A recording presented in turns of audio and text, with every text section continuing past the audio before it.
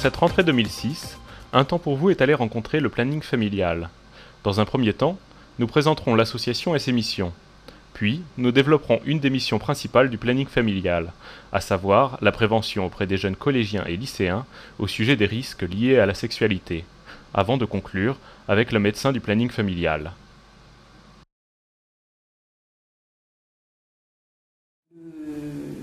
L'association maintenant, en fait, c'est vrai qu'à l'heure actuelle, ça reste toujours une association militante féministe.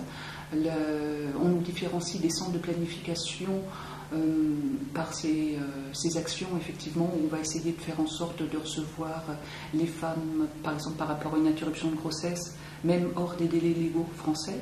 C'est vrai que nous, on va orienter les femmes sur l'étranger quand elles ne sont plus dans les délais légaux. Faire en sorte que la loi sur l'interruption de grossesse soit bien appliquée et appliquée sur le territoire déjà. Donc ça va être toujours faire en sorte de faire avancer les lois spécifiques par rapport aux femmes. La semaine dernière, il y a une jeune fille qui est venue, qui avait subi un viol. Après, c'est vrai qu'elle ne savait pas où aller. Donc c'est des copines en fait, qui lui ont dit va au planning. Et c'est vrai que nous, on va lui expliquer la marche à suivre, quoi faire. Après, la première chose, ça a été de lui donner une pilule du lendemain. Lui dire qu'il serait judicieux, effectivement, de faire un test de dépistage, qu'elle peut porter plainte, c'est vrai qu'elle a, effectivement, puisque c'est une mineure, elle a jusqu'à 38 ans pour porter plainte. Après, lui expliquer que ce serait judicieux, le pourquoi, mais après, elle n'était pas prête à porter plainte.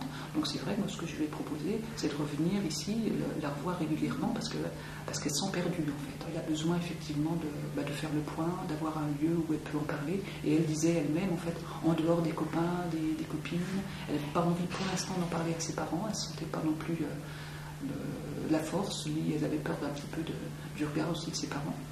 Donc en fait, ça va être ça en fait au début, ça va être vraiment un soutien, une aide en fait. On dit entretien d'aide, c'est vraiment ça en fait. Après, alors quelqu'un qui vient par exemple pour la première fois pour un choix de contraception, alors comme c'est gratuit pour les mineurs et que c'est confidentiel, c'est vrai qu'on en voit beaucoup. Les jeunes filles, elles viennent accompagner des fois de leurs copains, des fois de copines, et on fait un temps d'information où on explique effectivement tous les moyens de contraception qui sont à leur disposition. On parle évidemment du sida, parce que les pilules, ça ne protège que des grossesses et rien d'autre. Donc on parle effectivement de tout ce qui est à leur disposition. Et après, c'est vrai qu'on leur demande aussi, après, pourquoi elles viennent ici, est-ce que les parents sont au courant. Et c'est vrai qu'il y a beaucoup de jeunes filles qui disent non, pas tout de suite, je vais attendre encore un petit peu. Je sens pas, mes parents m'en ont parlé, mais je sens que c'est pas encore le moment. Mais elles ont besoin de se protéger parce qu'elles ont une vie sexuelle. Donc c'est vrai que c'est nous, on est là pour ça aussi. C'est vrai que c'est les recevoir si les parents ne peuvent pas être mis au courant en fait. Après, les gens quand ils viennent nous voir dans le cadre du conseil conjugal, c'est vrai qu'on leur demande de venir à deux. Nous, on n'a pas en fait de but attendu au départ. C'est vrai que c'est ni de les réconcilier, ni de faire en sorte qu'ils se séparent. C'est vraiment. Alors ces entretiens, en fait, ça les amène à échanger calmement, à se dire effectivement, à se comprendre, à se dire des choses effectivement de façon très claire, sans agressivité, et puis des fois effectivement trouver des solutions. Alors, voir un petit peu ce qu'ils sont capables de faire l'un pour l'autre. Mais nous, en fait, c'est vrai qu'on les incite à travailler eux-mêmes. En fait, on part d'eux. Donc on reçoit tout le monde. C'est pas spécifique pour les jeunes ou les gens qui sont en grande difficulté.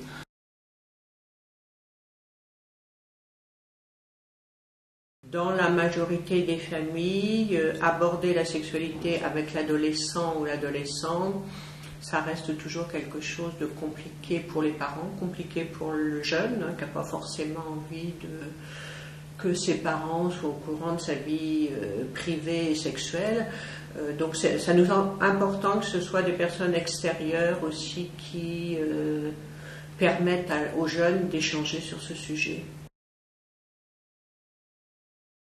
Quand on intervient avec des jeunes 4e, 3e, c'est-à-dire des élèves qui ont 13 ans, 14 ans, on s'aperçoit que leurs interrogations ne sont pas forcément des interrogations qui demandent une réponse théorique. C'est-à-dire qu'on a très rarement des questions sur comment on prend la pilule ou elle tourne autour de beaucoup du premier rapport sexuel. En gros, ils ont besoin d'être rassurés sur leur anatomie, les garçons, sur la longueur du sexe, la grosseur du sexe, est-ce que c'est normal, les filles également. Donc c'est vrai que quand on a 13 ans, 14 ans, les inquiétudes ou les questions que l'on a, c'est beaucoup, en gros, vérifier qu'on est normal. Hein. On a l'impression que de nouveau, les jeunes filles, en gros, se font avoir. C'est-à-dire qu'elles vont rapporter en entretien des situations qu'elles subissent sans rien dire, sous prétexte que si elles disent quelque chose, le copain va s'en aller, qu'il va être violent. Donc cette impression que dans la sexualité, là je parle de la sexualité,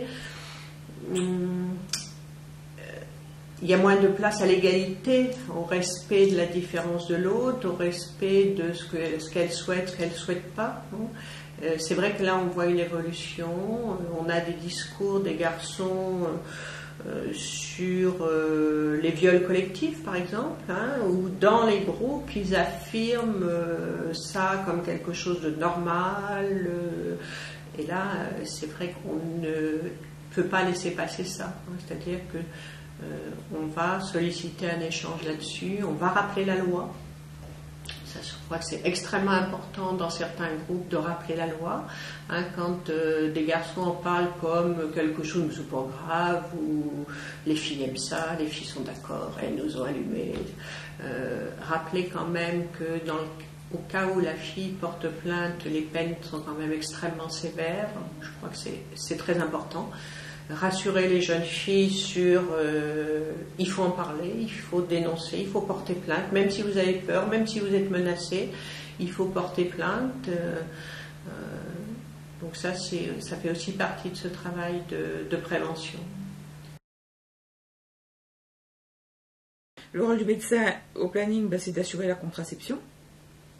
Donc nous avons des filles de tout âge qui commencent à venir nous voir à 14 ans, jusqu'à des femmes de 45 ans, 50 ans, qui viennent uniquement pour contraception. Mais elles viennent aussi pour des recherches de grossesse, pour des problèmes de cycle irrégulier, pas pour des problèmes gynécologiques vraiment, mais ces problèmes ont un lien avec la grossesse.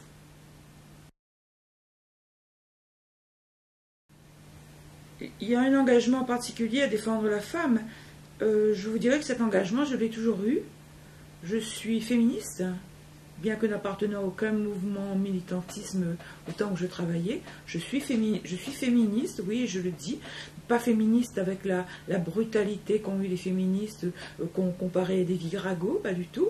Je pense qu'on peut être douce, féminine et féministe, ne pas accepter d'inégalité. Et j'ai toujours demandé aux femmes, aux jeunes filles d'être libres, de se libérer, de s'assumer, de faire travailler leur intelligence, et je continue à le faire. Les parents n'avancent pas. Et un jour, on a interviewé une jeune à la télévision à propos de la pilule du lendemain, il y a quelques années de ça, et cette jeune disait, mais nous savons tout, ce sont les parents qui ne savent pas. Ce sont les parents qu'il faut envoyer à l'école de la sexualité. Ce sont les parents qu'il faut recycler. Et je continue à dire, ce sont les parents qu'il faut recycler. La civilisation judéo-chrétienne, qui est une bonne religion probablement, a un énorme poids sur la société. Les parents trouvent que c'est leur rôle, que c'est un devoir moral, mais ils devraient en effet se recycler, parce que les jeunes ont quand même des rapports sexuels. Si leurs interdits étaient aussi efficaces, les jeunes filles ou les garçons n'auraient pas de rapports sexuels, ils ne coucheraient pas, il n'y aurait pas de grossesse. Conclusion, on a un taux d'IVG faramineux, extraordinaire. C'est ce taux d'IVG qui me choque. Je ne suis pas contre l'IVG, mais je trouve qu'en 1975 à 2006, je trouve qu'il y a encore trop d'IVG, alors que la contraception devrait être faite. Les parents ferment les yeux, les parents ne veulent pas, tant les pères, les mères, cette sexualité, ils la refusent, mais c'est ce qui me choque dans cette société.